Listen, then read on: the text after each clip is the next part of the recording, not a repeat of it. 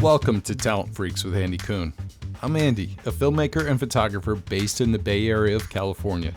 This podcast delves into the journeys of creative individuals who inspire curiosity and impact through their work. In this episode, we're revisiting a meaningful conversation from 2008 with Philippa Burgess.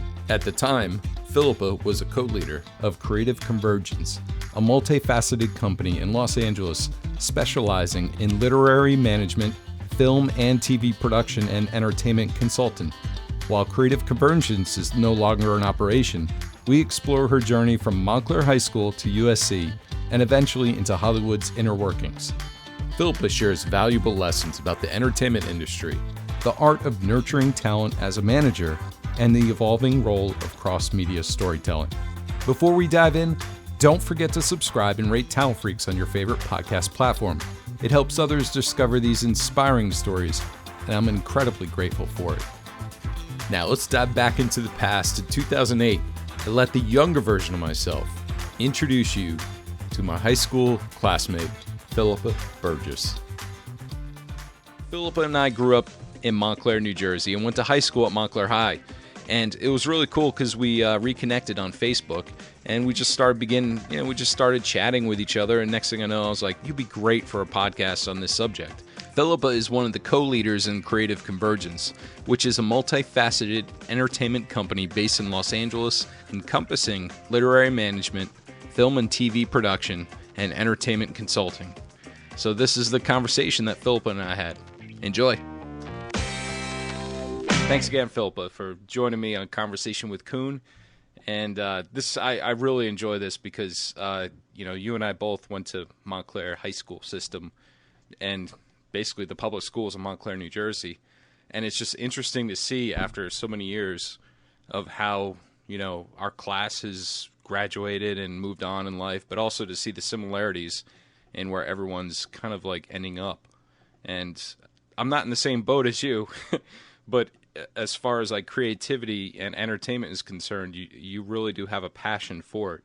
So tell me a little bit about yourself and your company, Creative Convergence. Start with saying we're an entertainment company, and our passion is literary. And I'm wanting to kind of circle back before I get more into our company, just Sure. In terms of Montclair and growing up in that area. It's a suburb of Manhattan, and I think that's kind of where it started for me. Was Okay, hold on a second. I'm getting some bad feedback from you. Oh, I was just saying, so my dad started his new family, and I became absolutely obsessed with all the things that go into creating a media brand and all the things that sort of infiltrate public consciousness. So I loved movies, and I loved Hollywood, and going to the local theater, but I loved television, and I loved magazines and books and anything that got into public consciousness. And I noticed that the theme of everything I loved was also literary. I always loved the story and the writing and writers. And so my interest in as early as high school was in screenwriting, except as I pursued that, I realized I had very little talent in it. I found that my real area of passion and interest was the business and the deal making, the negotiation, the social aspects of it, and very much the nonfiction side of it, the how-to Hollywood. And in my journey, so I went from Montclair High to USC, so I knew from then I wanted to pursue a career in entertainment. So I came out to Los Angeles and studied film and international relations. And IR really being because I found that I loved and was very drawn to those political, economic dynamics of things, and I was really interested in how you apply that to the Hollywood system and how does the business and how does the machine kind of work. And then worked at ICM, which is one of the major talent agencies. I was there for 3 years in the motion picture lit department. So I really learned how studio feature films are put together, focusing on writers and directors, and saw how careers were established and maintained, and really got the lesson that breaking into Hollywood is not the difficult part. Sustaining and maintaining is. And that, and from there sort of moved into management. And so where I am now is with the management company we originally started when I left ICM 10 years ago has evolved into Creative Convergence, and now we deal with management, consulting, and production. Now, and so, how does Creative Convergence, for instance, how does that work for a filmmaker or a screenwriter? For a screenwriter, we we're very traditional management or management production company. For screenwriters who aren't familiar with the distinction between a manager or an agent, that's something that's certainly evolved over the last 10 years. And you've seen a lot of back and forth. There was a time where a lot of agents were leaving to become managers, and now more recently the trend is this thing of Doug Johnson, who just went from Management 360 over UTA. Like more and more managers are actually now kind of jumping back over to the agency side. The agency business is very very bottom line oriented, and it's very much about maintaining established talent that's already has a proven track record, and that 10% commission actually means something.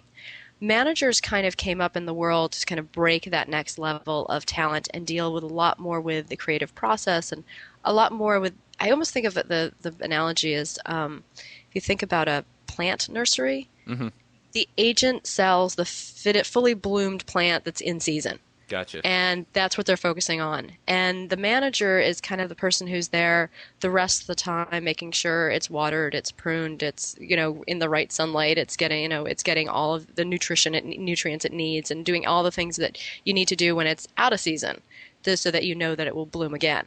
And so it's kind of a marriage, almost like your dad goes out to work and your mom sort of stays home and deals with a lot more of the day-to-day, the details. And I think it's kind of that's the agent-manager relationship, where agents do tend to spend a lot more time out in the world dealing with buyers and serving studios and serving industry mandates, and the manager can spend a lot more time really dealing with the client's day-to-day needs and creative process. That was so beautifully put, because I understood exactly what you were saying.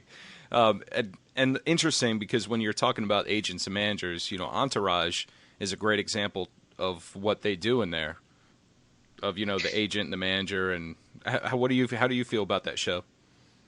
I have a love-hate relationship with it, because I actually had a time in my life where my life was that cool, and now I kind of watch that show, I'm like, my life's not cool anymore. But yeah, I live that life, and so it's weird. It's kind of like my friends who are in I have some friends who are doctors and plastic surgeons. It's like them watching ER, where you're kind of interested in it because it's kind of your life, but then you go, yeah, it doesn't really work that way. But it's I think it's the closest that I've seen of a show that embodies the culture of what it's about, and the fact that it's a team. To me, working in entertainment and media is nothing more than a community of people who know each other and work together and kind of come up in the business together. And it's very relationship oriented, and that is to me a big part of one of the reasons within our company is I also love to teach, and I facilitate courses, and I do teleseminars, and I love doing them because it's a great way to create community and get people in the conversation. And it's amazing how many people sort of feel that they're not necessarily connected, and yet they may have one or two key relationships, and yet when you bring, say, 15, 20 people into a community, and each of them has one or two key relationships, now they're not only looking to sort of plug their own stuff into those people, they're able to now, I won't say represent, but yeah, to those people, other exciting things that people in their community that they know are doing, and make those connections. And suddenly you realize that they're all far more connected than they ever were conscious of. And that it's really just about starting a conversation and getting to the conversation, letting that conversation lead you.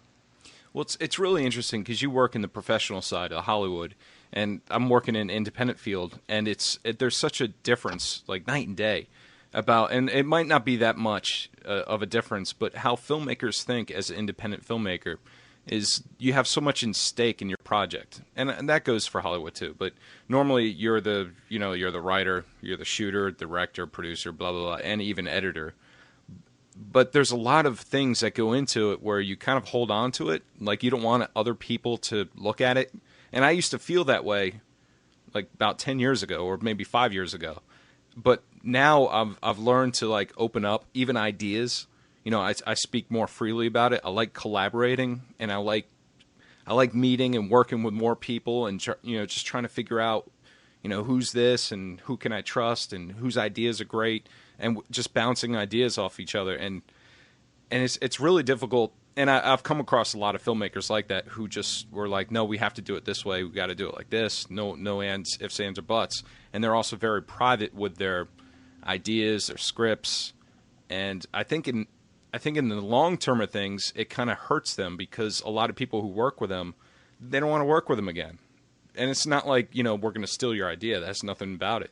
It's more about like opening up, revealing yourself and allowing other people to, come in and be a part of what you're working on.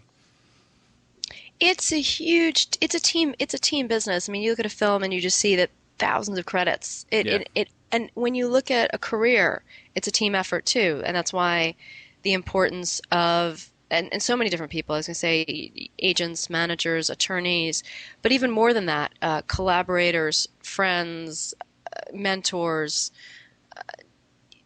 a lot of writer directors have producing partners. Just there's so many different. It is a team, and even if whether you're on the independent side or you're on the studio side, it is a team effort. Even if and we do a lot. One of I think the things that distinguishes our business is that we love literary, and we've really expanded to. And as the technology and then just the business has evolved, we've really I wouldn't say focus, but work across Hollywood publishing and publicity, and we love things that go across media. Mm-hmm. And so I want to say, but any of that, even if it's PR or publishing, it's all team efforts. And writing is rewriting, and you don't know if something really works until you've put it in front of an audience and really tested it, and then said, okay, here's what I'm communicating clearly, and here's what I'm not, and here's what needs to be polished and cleaned up or better communicated. And that's a process. And if you never open yourself up to that feedback, you're never going to go from good to great. That's great. I want to go back to your college, because when you were talking about international IR, was that international relationship you said? International relations, yeah. How did that play a part with your theme and at USC? Well, I actually landed there because I started in creative writing and film. That was my initial plan, and I realized very early on that I wasn't that creative. All my short stories are like blog entries. I'd write my day, and they were like, "That's not a short story," and I suffered through trying to write fiction. It's just not. I love selling fiction. I can really appreciate great fiction when I read it, but it's not something I can generate. And yet I love writing. And so when I realized that I did fantastic in all the literary analysis and anything that I was reading and offering critical analysis, I was fantastic. And then as soon as I had to generate a fiction story, I was just so out of my element. And I saw people who had a real natural talent for it, and I did not. And yet I loved writing. And, just talking to people, and my parents are both from overseas, and my mom actually grew up overseas in Northern Africa, and then when her family returned to England, they were sort of oddly strangers in a strange land, although they took great pride in being British. Mm-hmm. So they all migrated to Canada, where they could be British again.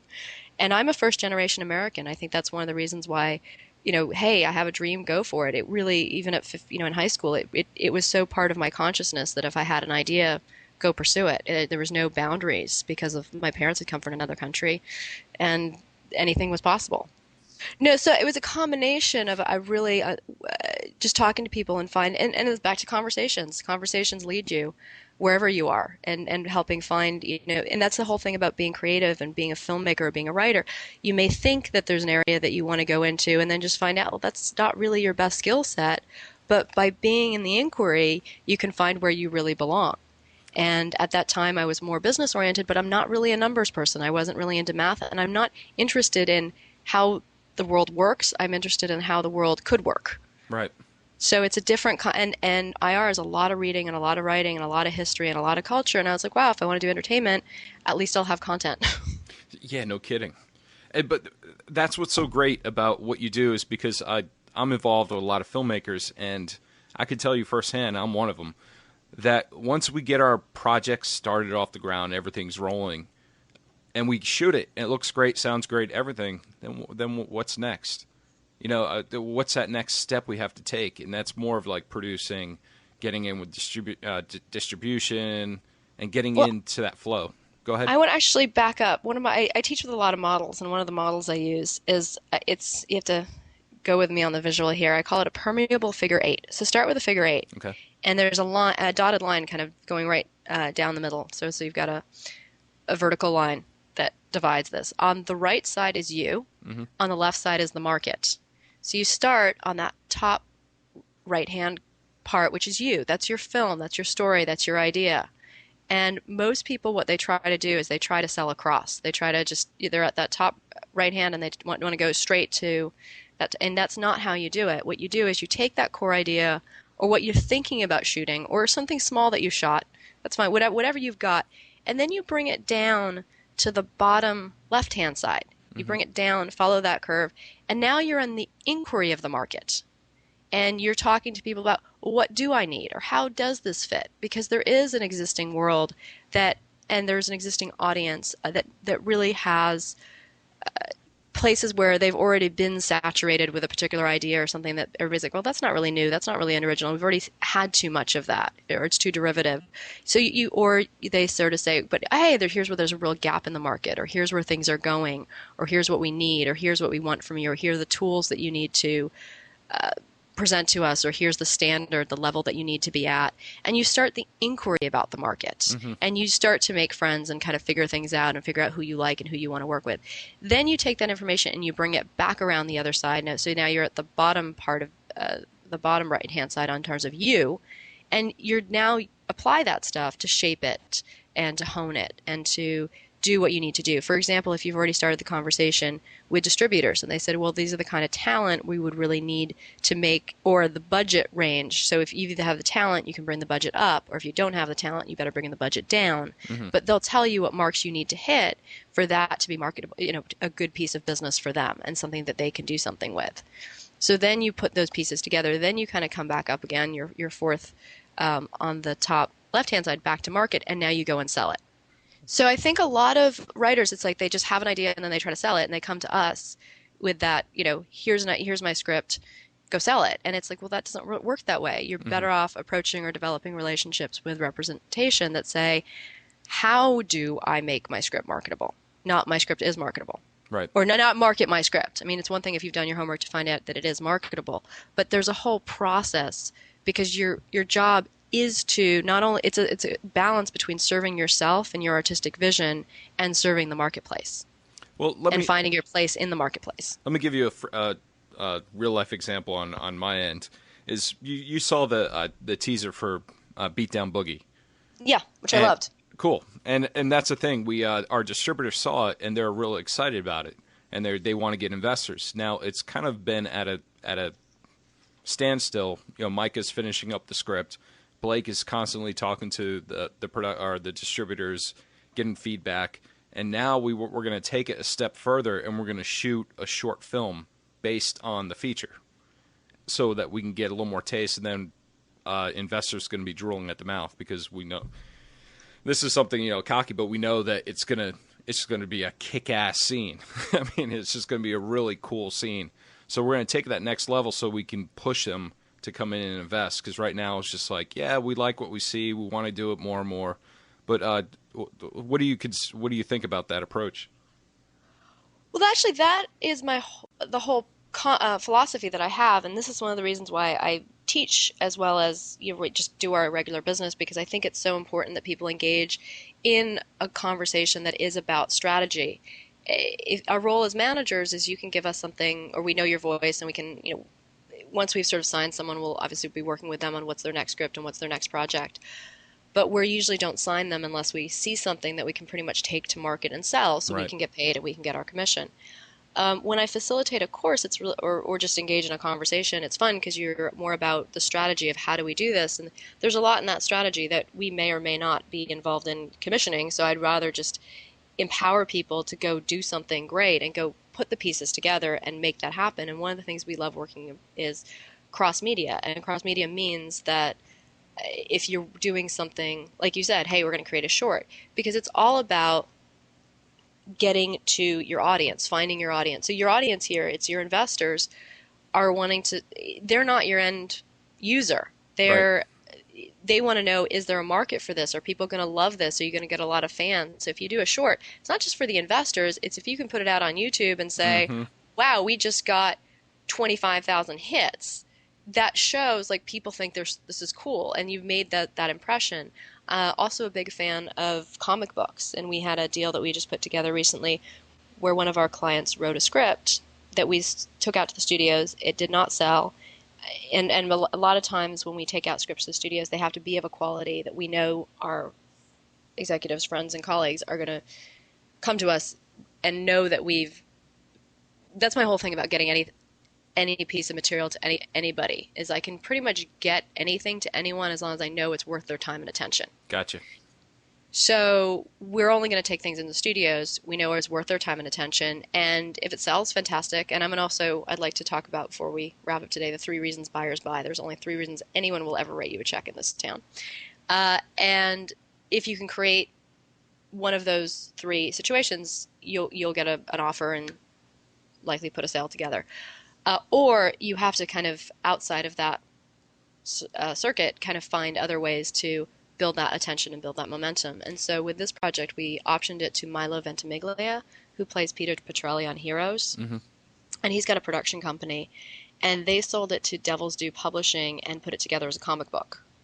And they've been promoting it at the New York Comic Con, and most recently they had a preview copy at the San Diego Comic Con.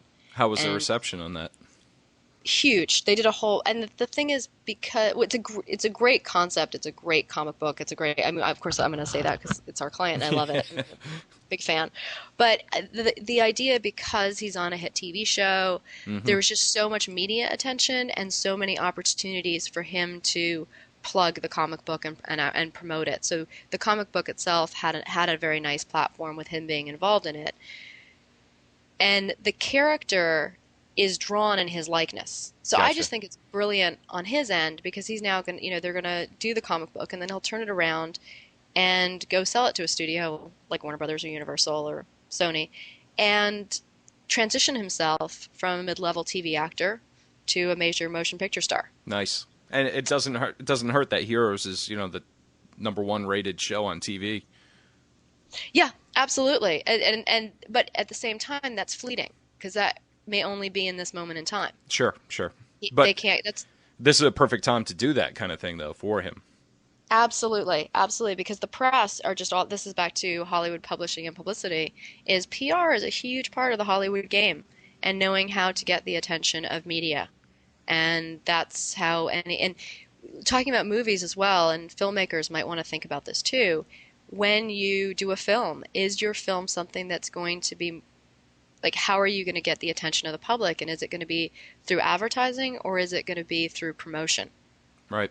And advertising and promotion are 2 different things.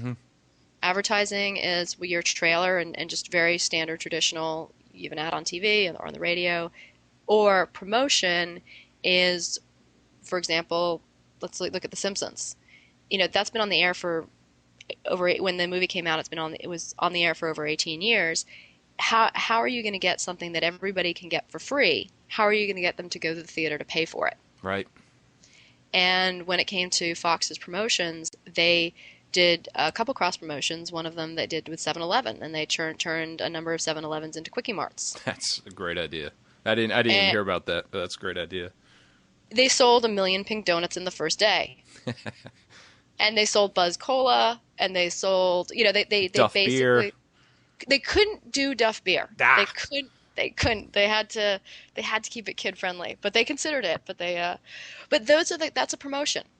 Or when they had, and more recently, you're also seeing this in terms of international and domestic. Is looking as a filmmaker, is your film going to sell internationally? Because years ago, I want to say even 20 years ago, international only made about 10% of a film's revenue. Now international is making over 60% of a film's revenue. And that was a big reason why Micah's film, Dogs of Chinatown, we originally, when we were shooting it was going to be a black and white film noir action flick. And when they took it to the film market, Japan wouldn't even touch it. They said they didn't even like Sin City, even though it had Bruce Willis. So when it came back to us with that news, Micah had to transition and make it color, although we shot it for black and white, so we had some boundaries to work with. But he did a beautiful job at transforming it into a really solid visual piece with color. But that's one important thing that we had to think about after the fact was like, oh, internationally.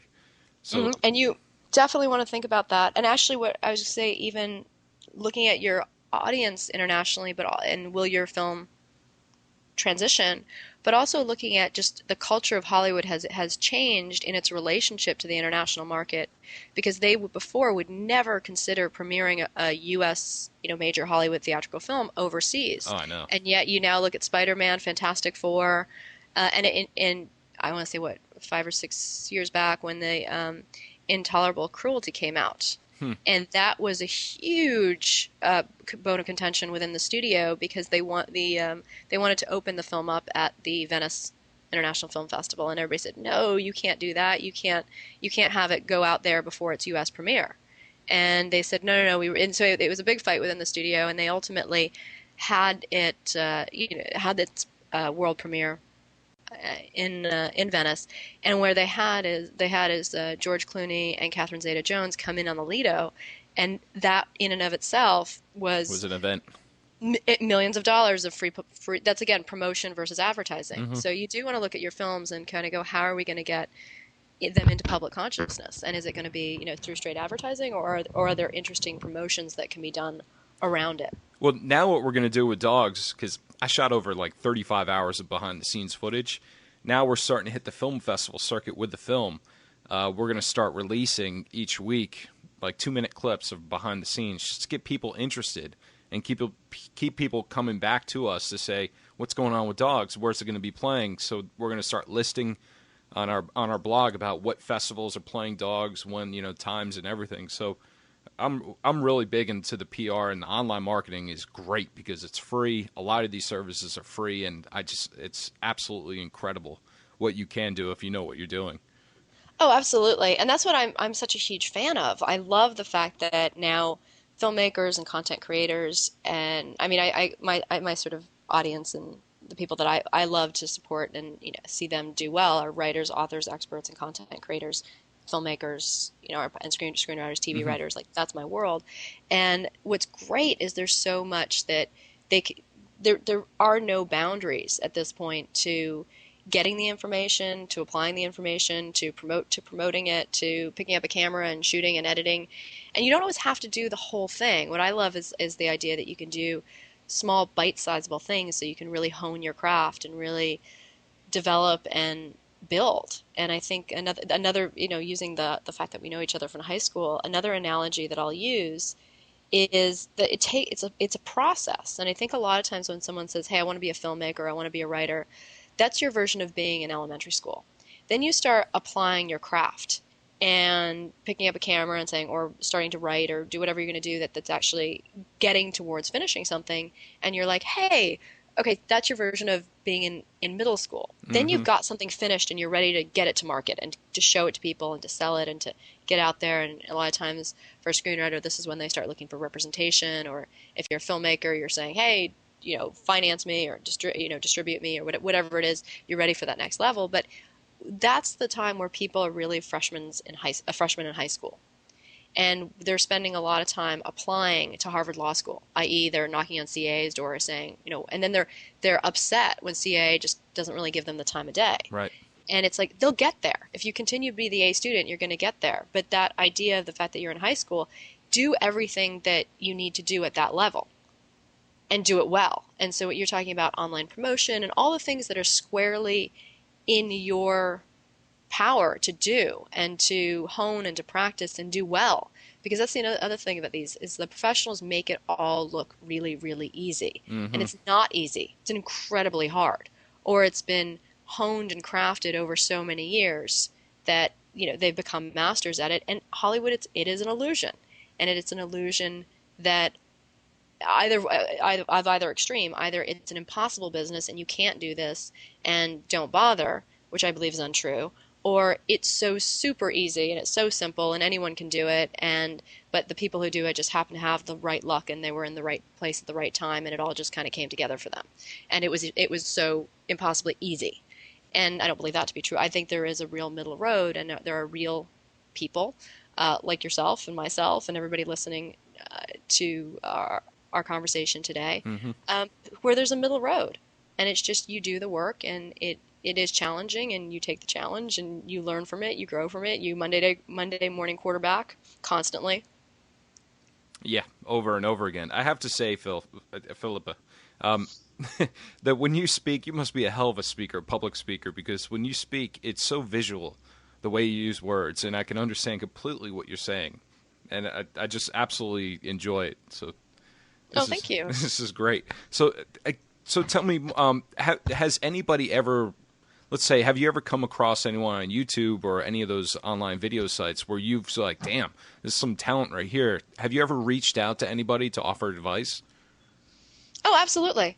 Absolutely. And I was going to say there was one guy who I stumbled across. His name is Philip Wilburn, and I just became a huge fan of his. I just thought his stuff was really funny. He's a sketch comedy guy.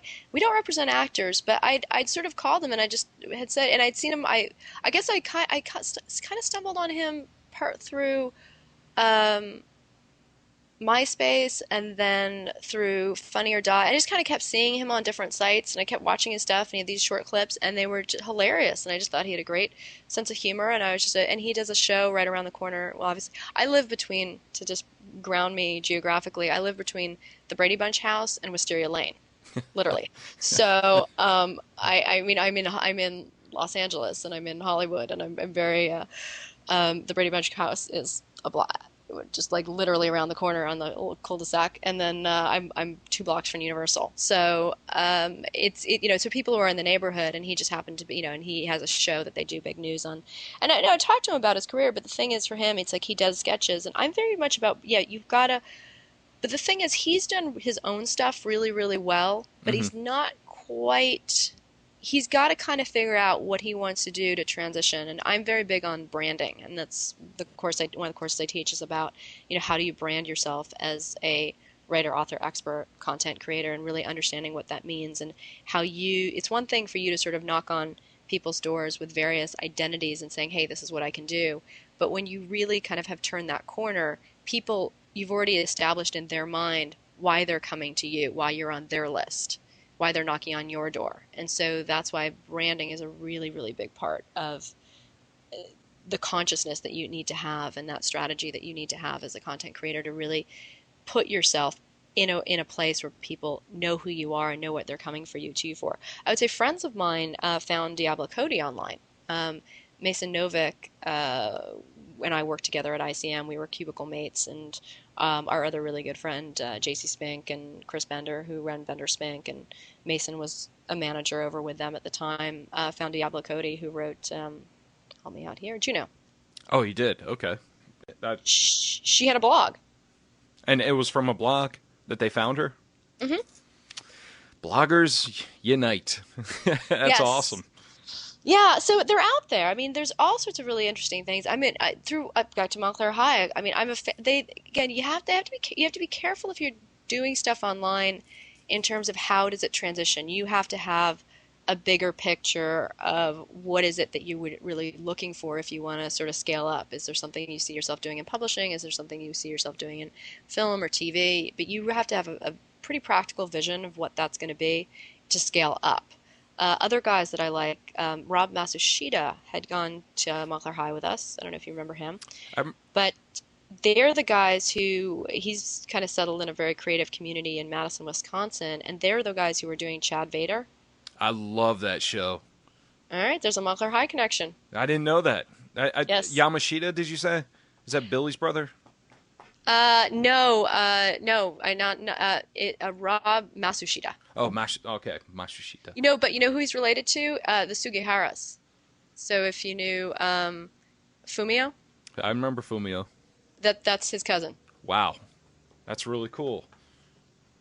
So those are the guys who did Chad Vader, and actually it was Fumio's brother Takio, who's a good friend of mine, who kind of turned me on to that, to the whole Chad Vader thing, and that was one of the first internet series that was starting.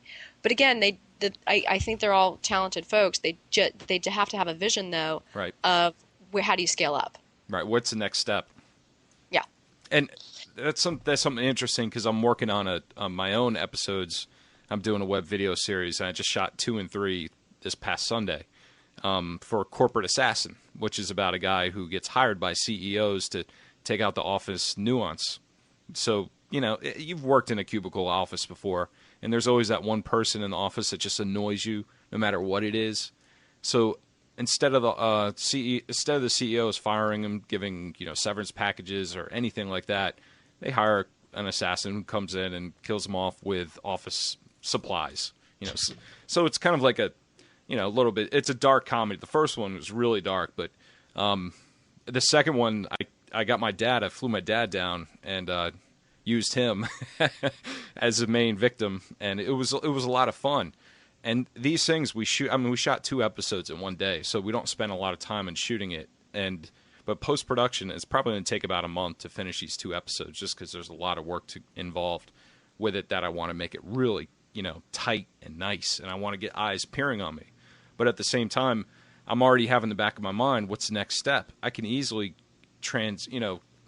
I can easily make this into episodic on TV, probably like after Adult Swim or something like that. I even have an idea for it would definitely be a B-roll film. It wouldn't be that great, but I definitely have something in mind for that if anything should come of it.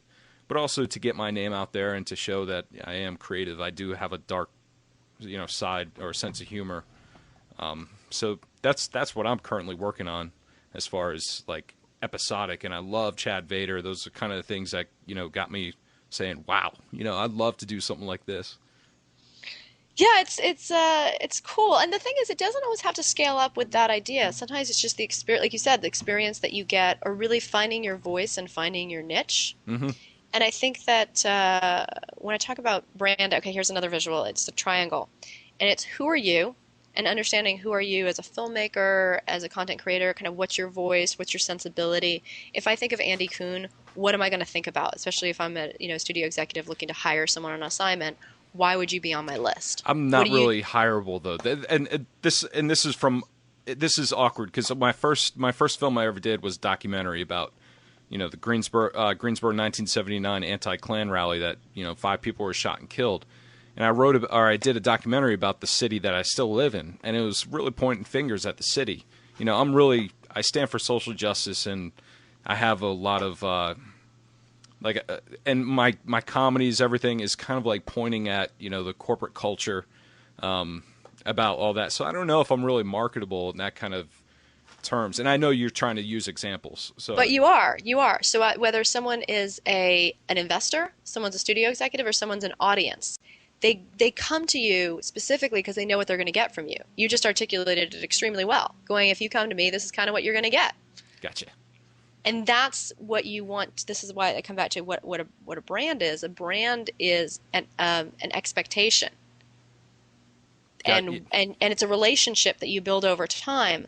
And that expectation is either going to be a positive one or a negative one. True. So if you think about like Michael Jackson in the mid '80s, it was a very positive one. King of Pop, we knew what to expect from him in terms of great entertainment. As his brand has devolved over the last 20 years, we now know what to expect from him. Which He did Thriller. 20 years ago, and at the time it was great entertainment. He had a brand that was the expectation. You had a high expectation. Right. Now you have a low expectation.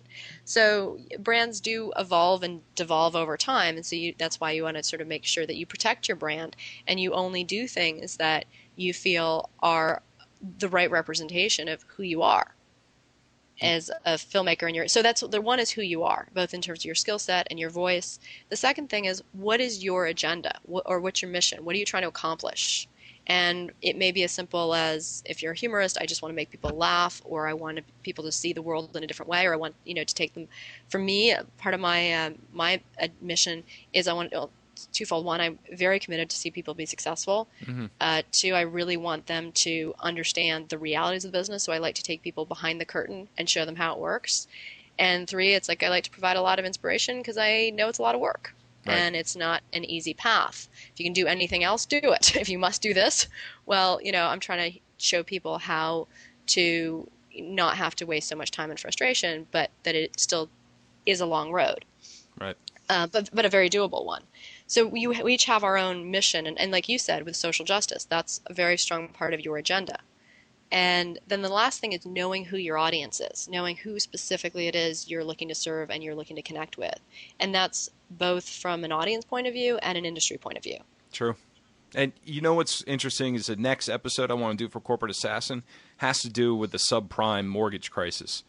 And pretty much the assassin signs a bad mortgage deal because he can't show that he has W-2s. You know, I mean, he gets paid under the table to kill people in the office. You know, how can he show proof that he's employed? So he takes like one of these loans that, 3 years later, he's paying 3 times as much.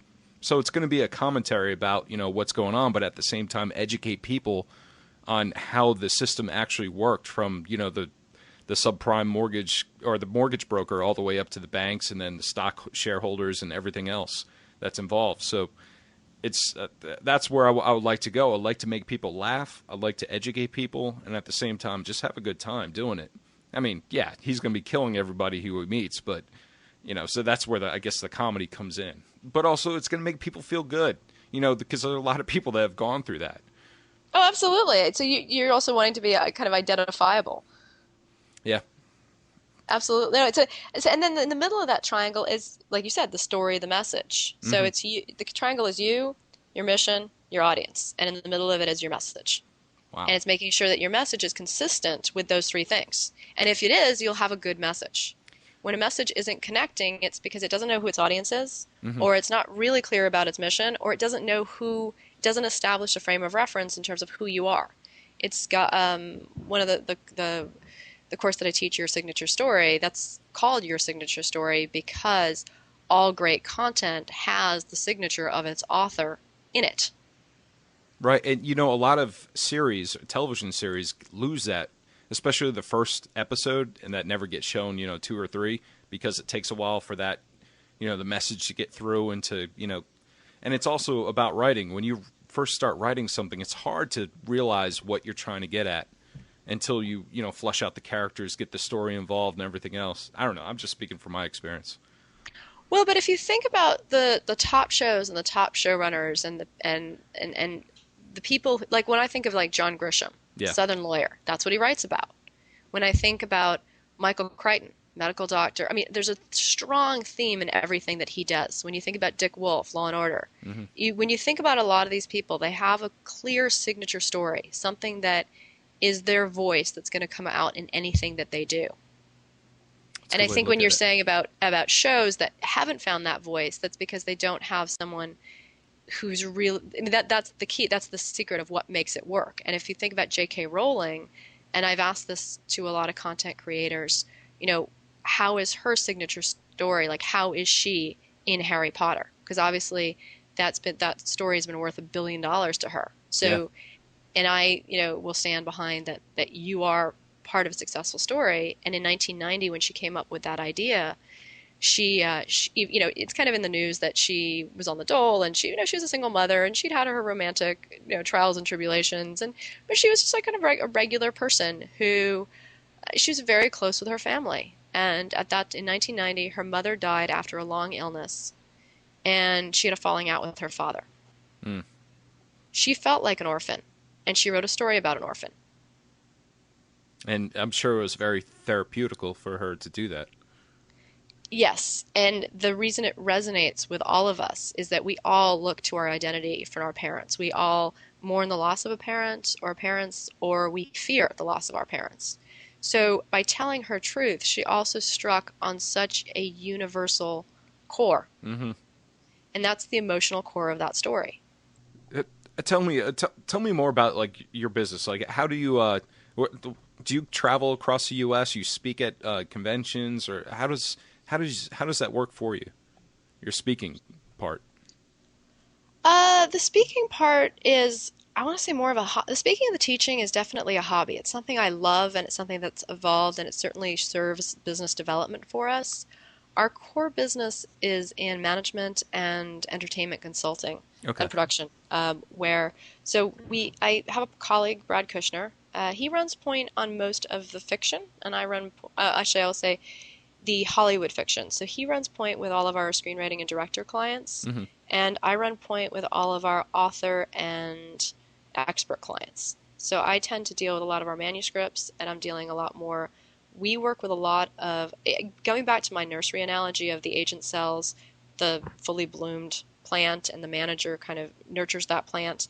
You're dealing with grown plants. One of my things, because I love this whole process of entertainment and media, and I love working cross media, we do have quite a few nonfiction experts who come to us, and or businesses. It cannot be an artist. An artist, we charge 10%. Mm-hmm. But if it's somebody who is a content creator and knows their story, knows who they are, has a very clear mission, and knows that kind of, or is developing and gaining a better understanding of who their audience is, we help them develop that message and story across media platforms. So an example of this is one of our clients is Dr. Sarah Warren, and she's a psychologist, and that's her field, and she does it very well.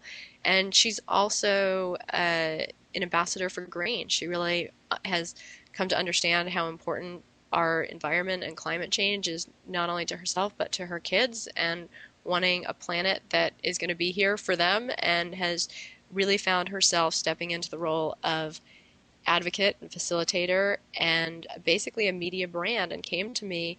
And she's a good writer, but she really needed shape and form and a plan and a process. And we talk daily, and she's got me on we're working in a retainer capacity with her, and it's sort of a split fee-based, commission-based model, because she's coming to us for business development, marketing service, editorial services, PR services, and we build it one step at a time. She just week before last put together an event in Chicago as part of the Corporate Climate Response Conference with Rob Harmon from Bonneville Environmental Foundation, Brooke Scott from Patagonia, and Nora Dunn, the actress from Saturday Night Live, and because she's sort of also stepped into that space to, find out how she can use her voice, and creating these salons with very high level people to engage in this conversation.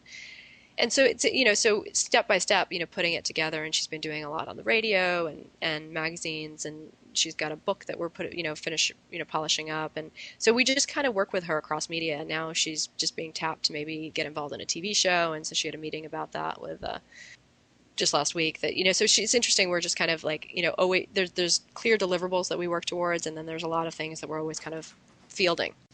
And so we have quite a few clients that are in that space where they're experts in something in I'll call it transformational arts, and they come to me with an idea. I had another guy who's a naturopath who basically pitched me a title for a book. And interestingly enough, we ultimately ended up stripping that title and going in a different direction, but because the title didn't actually match what he really had to say. Mm-hmm. And so, but I have a whole process where I work with people through developing the content and developing the marketing, and so that's a big piece of our day-to-day business.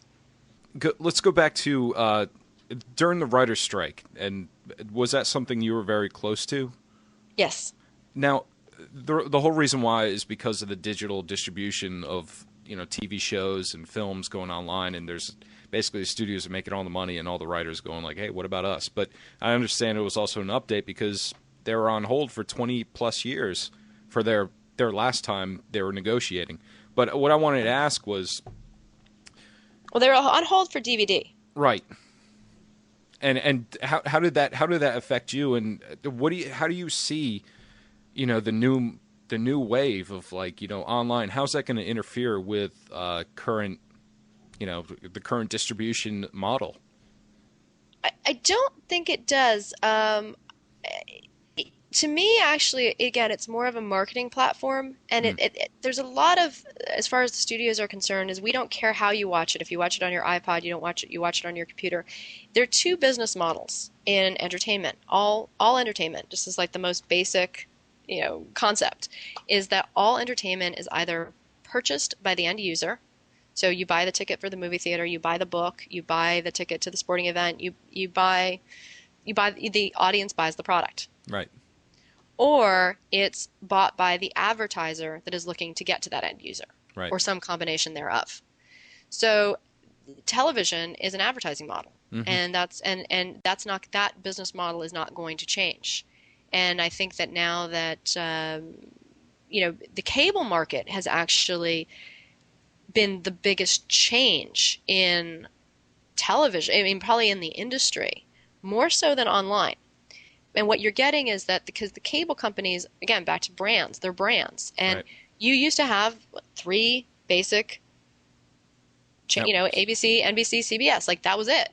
And now you've got hundreds of channels and they're able to build out their audience. Like look at what Bravo is doing. Right. Bravo's actually set up its own publishing company and owns the brands of the stars and the talent that they create because they understand that they're moving across Hollywood publishing and publicity when they do these shows, and their online is just another way to reach their audience. And so I see it more as a platform for people to break, a platform for people to apply their craft, a platform for people to promote.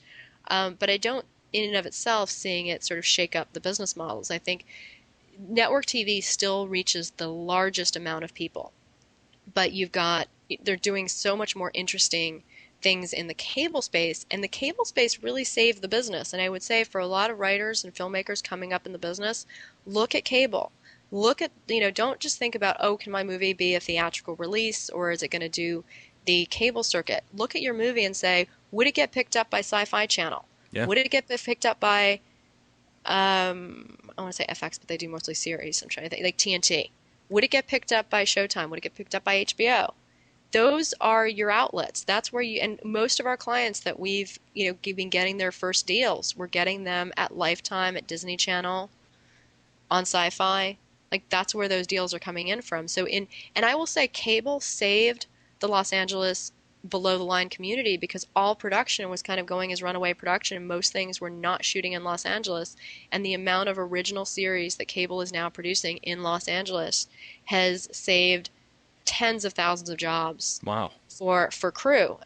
So if it wasn't for cable, I mean, to me, cable saved the business. Back to DVD. Yeah. All the shows that are being produced for cable, it comes full circle. You'll find them in your local Blockbuster. You'll find them on Netflix. They're looking for things that will actually have a life beyond just its cable premiere. Well, why did it take TV so long to do that, to actually start putting on DVDs?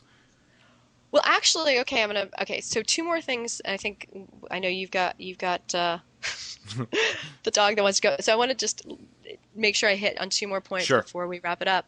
So I want to talk about the DVD as it relates to the strike, and then I want to kind of tap on something I promised earlier, the 3 reasons buyers buy. Okay, so the strike in 20 years ago, 1988, was a huge strike. It was a 6-month strike, and it really changed the playing field of the entire business. And for new writers who are saying, I want to break into, I may be an independent filmmaker, but I want to write something for Hollywood, there was no spec script market the way that we have it now before 1988. 1988, all the writers, they stayed home, they wrote scripts, and suddenly that was not how they did development before the strike. After the strike, they suddenly flooded the market with finished scripts, and the studios said, hey, we really like this, keep up the good work. And that's where they started mining new talent. And that's where the whole infrastructure, and there's a whole system, and that we service as managers for breaking new talent by sending that whole thing of don't waste people's time and attention. But if we can sell something that's a good enough high genre concept and well executed and sort of fits, kind of what the studios are looking for, they're always looking for that kind of new material to flesh out their slates.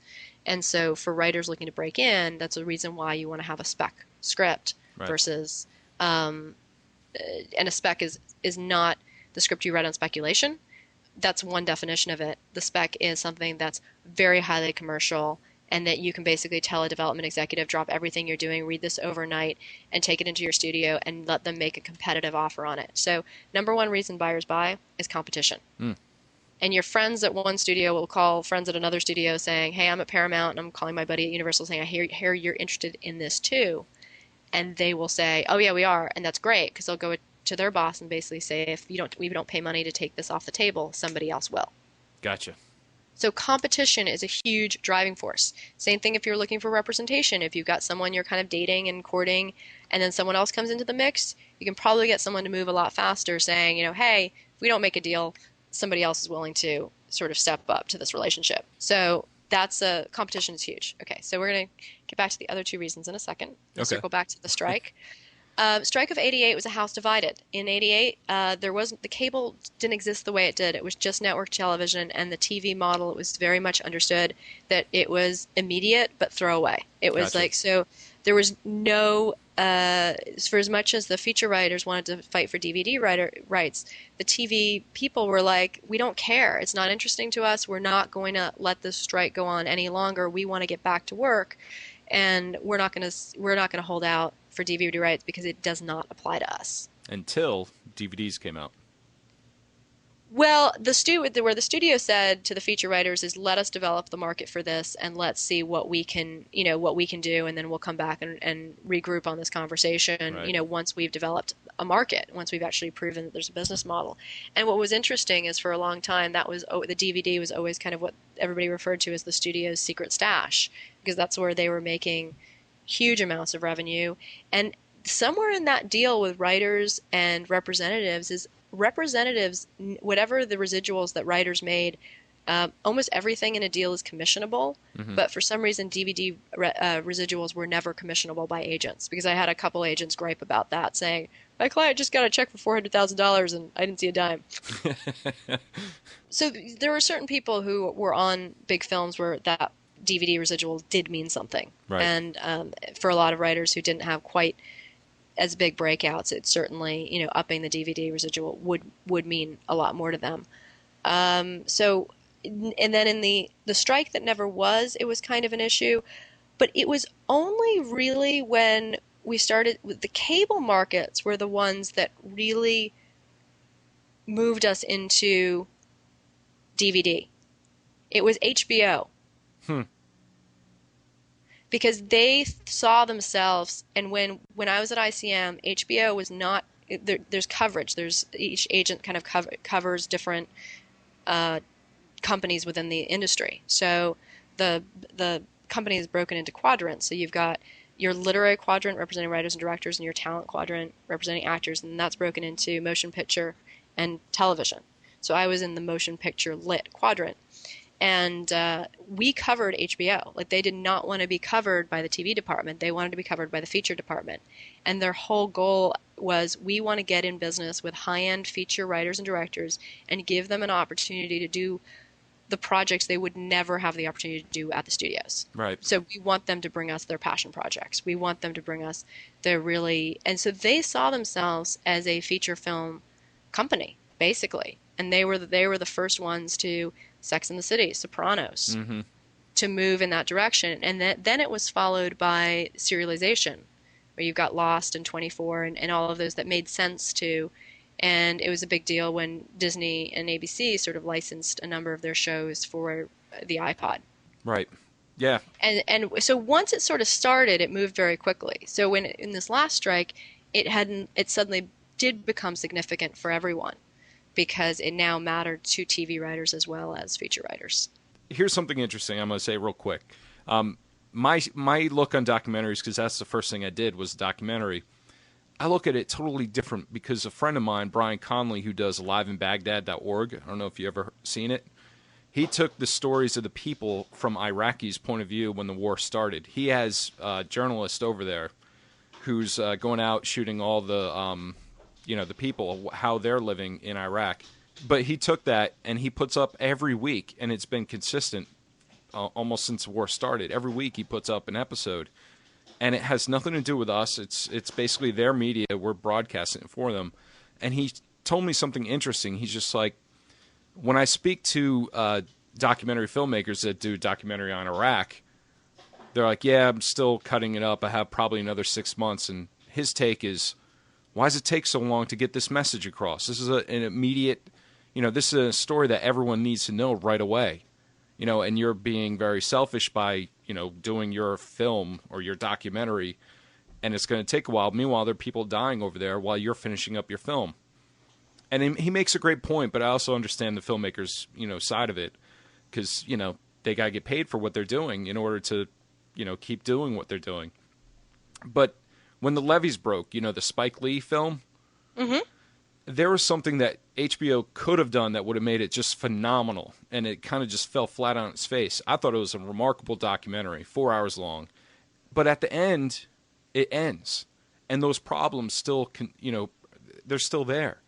And by doing like what Brian did with AliveInBaghdad.org is by setting up, Alive in New Orleans or After Katrina or whatever, something like that, by setting up something, and HBO clearly could have done this with all the underlining issues that they, promoted in their documentary.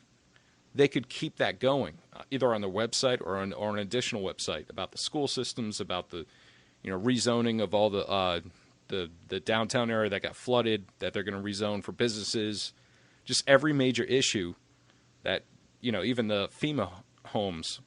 But it just fell on its face, no one knows what happened. So I think there's a lot of things that can be thought about, in the future when something like this comes through. Hopefully, people incorporate that with, new media.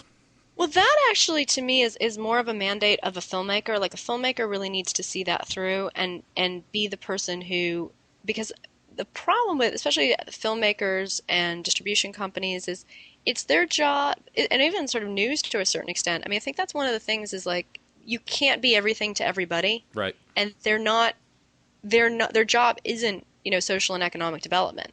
Their job is just to entertain and report and move on. Right. And by the time that project is done, they're already figuring out like what's next.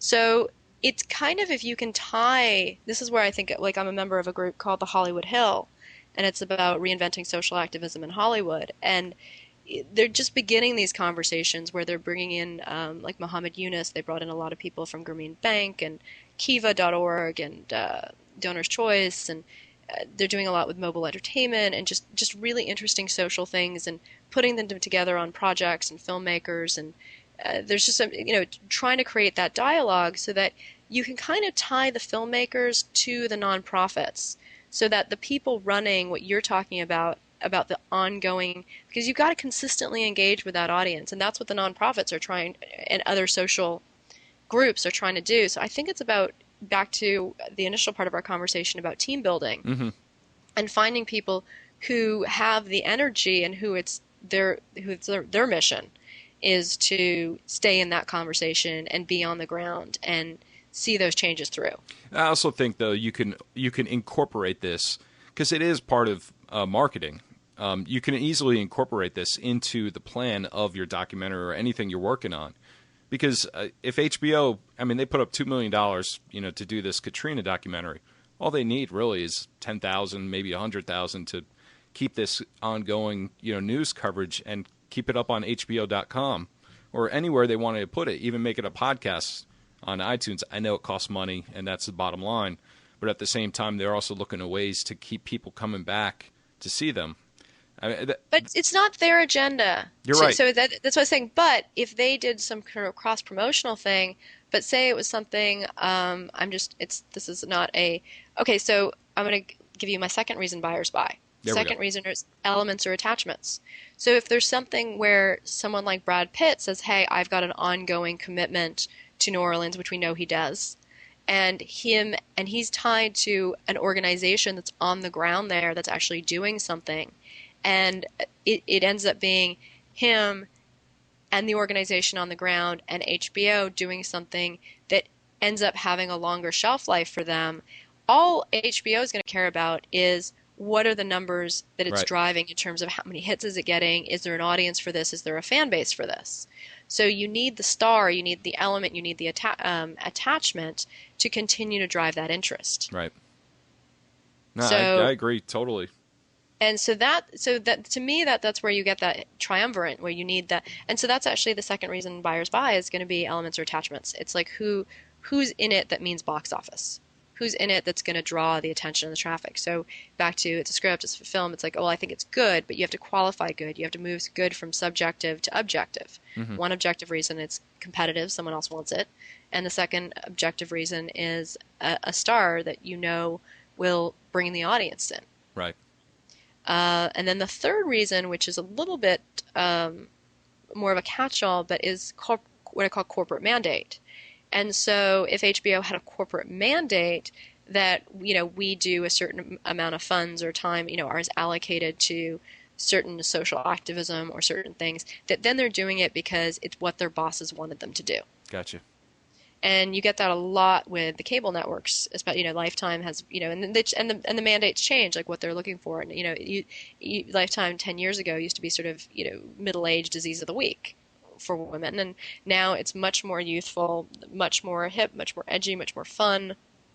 It's a totally different energy than it was. And they're always kind of thinking like 2 years out. So this is where having relationships and having people who are on the ground and just being in that inquiry really works to figure out, where is something going to fit. But there, every executive is mid-level. Every executive is looking to keep their job and look good. Right. So if they've just come out of a staff meeting, a script crosses their desk, there's no particular competition, there's no specific star, but it's exactly what their boss wanted, then that's the third reason buyers buy. That's another thing for filmmakers to look at. If you're looking to just one bit of homework, I'm big on homework and research, for filmmakers is look both around the country and around the world about where are the incentives, because that's a mandate. Because if you can get a lot of filmmaking incentives to shoot in New Orleans or in Mississippi or New York or Oregon, and then if your script is placed there or can be shot there, you're more likely to be able to raise the funding for it. So you're talking about settings. Mm-hmm. Interesting. Well, it's a mandate. It's figuring out where are the investors and where do they want their money and where do they get the most value for their money. Right. And there are certain pockets of the United States and pockets of the world where your money goes very, very far. And so from an investor's point of view, they're looking for projects where they can get those tax benefits. Ah, gotcha. Yeah. And so that becomes, from a filmmaker's point of view, if you can sort of marry that logic to, okay, I'm looking for investors. Well, what do investors want? What are investors looking for? Tax breaks. And yes. North Carolina is very good about their tax breaks with the film commission. So that's something we're trying to bank on for our next film. Absolutely. And so that would be the catch-all of, why buyers buy, or why someone invests or writes you the check, is because there's not just a subjective reason of we like this project, but there's an objective reason of it makes business sense. Right. And so so for filmmakers to kind of think in those terms as well. Well, let me plug really quickly before I take off. Creative Convergence is a entertainment company. We love writers. People are welcome to, it's creative-convergence.com. Check out what it is that we do. I do love to empower, so I have my mailing list and my blog, and I do teach 2 courses. One is $1 Million Screenwriting and Content Career, which is specifically on selling to Hollywood and understanding and working the Hollywood system, film and television, and that includes independent. It's just the whole logic and strategy of the business and kind of who the players are and where you are and where you need to get to. And that's an intensive, it's a 6-session teleseminar. And I've got one coming up at the end of October and another one in winter of 2009. I think it's January or February it starts. And then I have another one, which is a 5-month coaching course called Your Signature Story, From Content Creator to Media Brand. And that's all about a strategy for working across Hollywood publishing and publicity. And that includes like the corridors of technology and communications and team building and all of that side of it. So, and all that stuff is on our website. And am I at the right site? It's creativecvg.com? Yep. Creative CVG or Creative-Convergence both get you to the same place. Yep. Okay, great. And I'll be updating on my website with those dates and for those seminars and everything else. So if anybody wants to know anything more about what you do or when you're going to be doing these, I'm going to put it up there for them so they can catch you. Awesome. Yeah, they're always a ton of fun, and it's a really special community, and we've got a great alumni group, and I love, and it's fun stuff. Just to put it in real practical terms, I've had people come back to me saying, wow, I had one of my participants, and she ran a nonprofit. This is when I say content creators, they really are across the board. There's someone with, they're who they are, they've got an agenda, they've got an audience, and she got really great coverage in Reader's Digest and People Magazine, and it was something like I showed her how to, how you approach them and how you do that process, and she was and then another one, we just did a field trip up to Pixar, animation studios. I just happened to be in the Bay Area, and a couple of the guys who lived up there, I was like, hey. And so we all kind of got together, and I'm really big on making sure that any opportunity I get to sort of, in person introduce people to each other, if they, happen to live in the same part of the country or they happen to be traveling somewhere, that people really make a practice of getting to know one another. And that's really a big, and it just the level of representation people have been getting and the kind of deals they've been putting together. It's fun to be able to be part of people's process without having to take the responsibility. Because I think people also need to understand, when we take on a client for representation, it's like taking on a child. Like, we take on all the responsibilities and all the fun of it too, but it's a huge responsibility. That's why we're very slow to take on a client unless, and yet a lot of times people don't actually need the representation. They just need questions answered, advice, a strategy, to kind of know how to get from where they are now to where they need. So they need a mentor more than they actually need management. And I think one of the things I teach in my course is making sure people get the right representation at the right time. And so sure, they'll learn about me and our company, and that's always an option for them in the future. But I really show them how to get represented well anywhere. And so that, and they really kind of feel really empowered for who those people are and what that list is and how to approach them. So they feel like they've got a lot of options. Well, I'm going to tell you this right now. First of all, you absolutely love what you do, and it shows. I mean, it's been brilliant. Just listening to you talk about it, it's awesome. And another thing is, I know some really talented people that they're going to listen to this and they're going to be like, oh my God, I want to talk to her, or I want to get in touch with her. And a couple of them I'm going to just send personal emails to. These are guys who are just extremely talented that are just waiting to be discovered. And we're going to try to run them to the bank, with our company. But if you'd be up for it, just to listen to them. I mean, they're not going to be like, oh, what do we do next? But just if you can keep an eye out and just look at their this is actually stuff. one of the reasons I love my teleseminar conversations, because I do, as much as I do the courses, I also do kind of preview calls and just conversations and sort of small group kind of discussions with people, so that it becomes a forum of kind of like-minded people and answering those questions, and realizing a lot of people end up having the same questions. And so in that sense, as a mentor, it's much easier for me, and it's a great way also for me to forge and build relationships over time, because that's how, again, you work with who you know, and you work with who you're comfortable with. Yeah. And when people say networking, it's not a one-time event. It's a series of, just like marketing, it's a series of impressions that you make on people, and a series of, and that's actually one of the things people say, well, how do I, approach things if I'm shy or I'm not so? And it's just like, you just show up, and it's like, even if you volunteer, you're forced to get beyond your shyness, because you just have a job to do. Right. And then you don't even have to think about, do I want to talk to this person or not? They come up, they ask you a question, and you answer it, and then a connection was made. And it's okay that that's not an important connection. When I say important, meaning where you're going to solidify and build that is because you're going to see them again and again. And then there's familiarity, then there's comfort, then there's, and then it just natural. And then the real kind of magic to all of this happens when you suddenly realize that it's not that two people just know each other, like you and I kind of had reconnected, but realizing that we're part of a community. We have all these people that we know in common, and as we continue our conversation, suddenly I'm going to get to know more people from your camp, and you'll know more. We're talking about people that we know in common, and so it's that shared sense of community. Right. And that's what really bonds people. Yeah, you're absolutely right. And it's comfortable. It feels so good. And also to know, you're not going to be working with jerks either, because you know these people. And that's a huge thing, because we invest so much of ourselves in our clients, our reputation, our relationships. We're bringing people into our community. We're representing them, saying, hey, they're going to do a great job. We're putting that, everything about it is, we have to represent people that we can go to the mat for. It's like having kids. It's like when your kids do stupid things, they're still your kids. You have to take responsibility for that. Or your dog chews up, you have to take responsibility. And so that's how our relationship was. So really the reality is, we don't take on clients unless they're vetted through other people. Right. And that's what you're talking about when you said you do it very slowly. Yes, it's dating. We do. Right. I mean, or I say kids, it's marriage. Maybe it's more akin to a marriage, because you also do get divorced every once in a while. But for the most part, we approach a representation relationship with that level of commitment. We don't see in it, we look at that relationship as being infinite when we get into it, and we want it to be a happy and successful one.